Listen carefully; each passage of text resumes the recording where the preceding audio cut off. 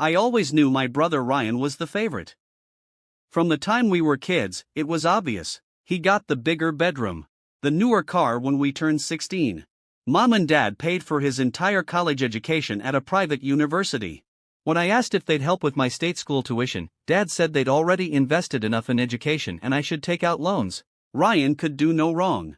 When he got a DUI at 19, Dad hired an expensive lawyer and got it reduced to reckless driving. When I got a speeding ticket at 17, I had to pay the fine myself and lost car privileges for 6 months. When Ryan dropped out of college after 2 years to find himself, they funded his backpacking trip through Europe for 8 months. When I wanted to take a semester off to do an internship, they said I was being irresponsible and would lose their support if I didn't stay on track. But I told myself it didn't matter. I worked hard, got my degree, built a good career in accounting, got married to an amazing woman, had 2 beautiful kids. I created a life I was proud of, with or without my parents' approval. Ryan, meanwhile, bounced from job to job. He started 3 different businesses that all failed within a year. Each time, Mom and Dad bailed him out. Tens of thousands of dollars. They bought him a condo when he was 28 because he needed stability. They co-signed on luxury cars he couldn't afford. I bought my first house at 30 with money I'd saved myself. They came to the housewarming party and spent the whole time talking about Ryan's new revolutionary app idea that was definitely going to make him a millionaire this time. It never did. When I tried to talk to Mom about the favoritism once, she got defensive. We don't have favorites. We love you both equally. Ryan just needs more help right now. Right now had been lasting 35 years. Dad died first, 3 years ago. Heart disease. At his funeral, Mom held Ryan while he sobbed. I stood off to the side with my wife. When I hugged Mom, she patted my back absently and asked if I'd seen Ryan. She was worried about him. Dad's will was simple. Everything went to Mom. That was fine. Expected. She was his wife of 40 years. Mom died last month. Stroke. Quick and painless, the doctors said. I was sad but not devastated. We'd never been close. I'd made peace with that years ago. The will reading was scheduled for 2 weeks after the funeral. Me, Ryan, and Mom's lawyer, Mrs. Chen. I expected the estate to be split evenly. Mom and Dad had a nice house, paid off, some savings, Dad's life insurance, retirement accounts. Probably around $800,000 total. I figured we'd each get $400,000. Enough to make a real difference. Pay off my mortgage. Fund my kids' college accounts. Mrs. Chen opened the will and started reading. To Ryan, the house. All savings accounts. All investment accounts. Dad's life insurance payout. The car. All jewelry except one item. Total value, approximately $785,000. To me, Mom's wedding ring. Estimated value, $2,000. And a letter. I sat there in shock while Ryan looked smug. He'd known. Of course he'd known. There must be a mistake, my wife said. Mrs. Chen shook her head. This will was updated 6 months ago. It's very clear and legally sound. Can I contest it? I asked. You can try, but your mother was of sound mind and had the right to distribute her assets as she chose. Unless you can prove undue influence or fraud, you won't succeed. I took the letter and walked out. My wife followed. Ryan called after me, "Don't be dramatic, bro." I didn't speak. I couldn't.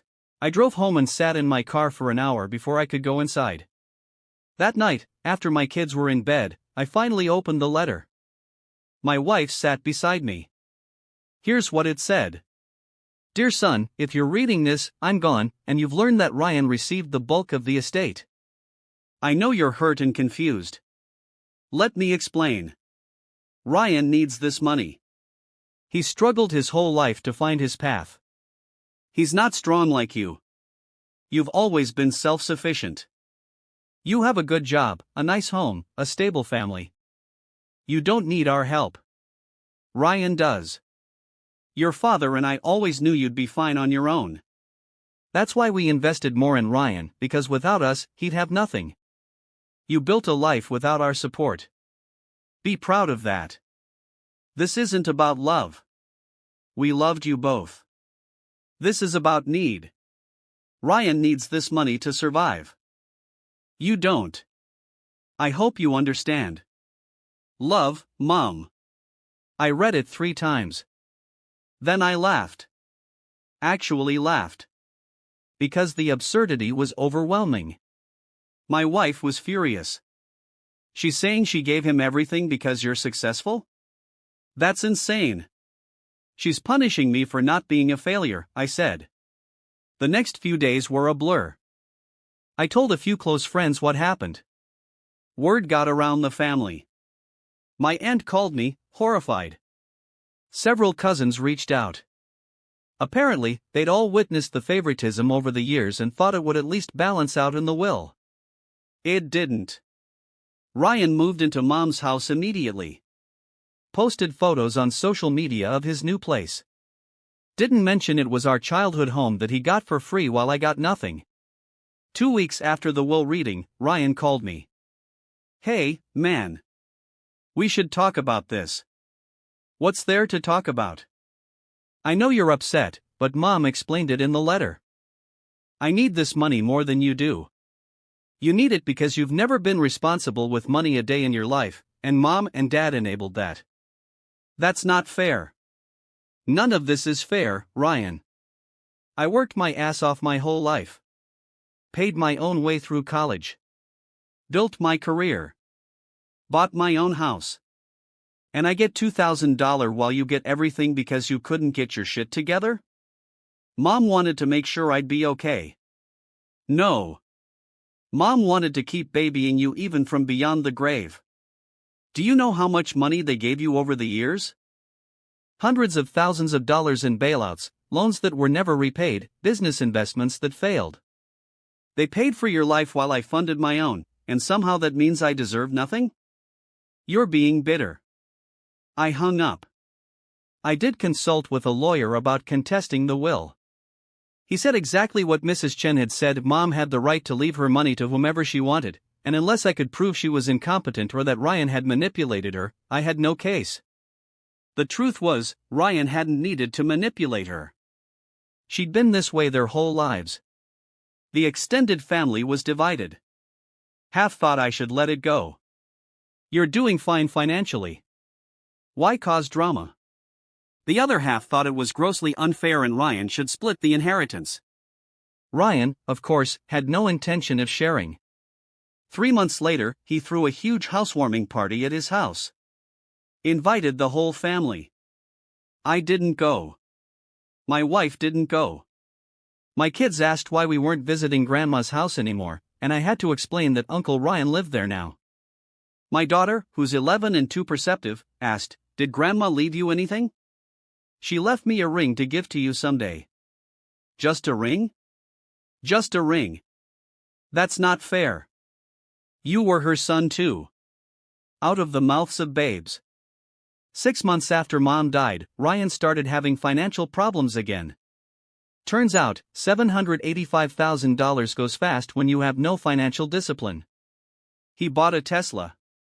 Went on an expensive vacation to Bali. Started another business, some kind of cryptocurrency consulting firm. The business flopped within 4 months. He called me, desperate. "I need a loan. Just $20,000 to get me through this rough patch." I laughed so hard I almost dropped the phone. "You're kidding." "I'm serious. I'm in trouble. The business didn't work out, and I've got bills. You have an $800,000 inheritance. Most of it's tied up in the house, and I've had expenses. So sell the house." "I can't sell Mom's house." "It's not Mom's house anymore. It's your house. The house she gave you instead of splitting things fairly with her other son. Sell it. Downsize. Budget. You know, like a responsible adult." "You're really not going to help me?" "Why would I? According to Mom's letter, you need to learn to survive on your own. Consider this me teaching you that lesson." He called me selfish and hung up. My aunt told me later that Ryan has been asking different family members for loans. Some gave him money out of pity. Most said no. A year after Mom's death, Ryan put the house on the market. He'd burned through most of the liquid assets. He sold it for $520,000 and moved into a small apartment. He posts vague things on social media about fake family and people who abandon you when you need them most. I've blocked him. My wife asked me recently if I regret not having a relationship with Ryan anymore. I regret that my parents created a dynamic where one son was taught he could fail indefinitely and the other son was taught his success meant he deserved nothing. But I don't regret cutting off someone who benefited from that dynamic and learned nothing from it. The wedding ring Mom left me is in my safe. I'll give it to my daughter when she's older and tell her about her grandmother, the good and the bad. I'll tell her about the importance of treating your children fairly. About how money can reveal who people really are. I built a good life without my parents' help. They were right about that. But what they didn't understand is that I built it despite their favoritism, not because I didn't need their love and support. Every child deserves to feel equally valued. Not equally funded, equally valued. I never had that. My kids will. Update: Ryan burned through the house money in under 2 years. He's now living with his girlfriend and working retail. He sent me a long email apologizing and asking if we could start fresh. I haven't responded. Some bridges, once burned, can't be rebuilt. My therapist says I'm allowed to protect my peace, and that's what I'm doing.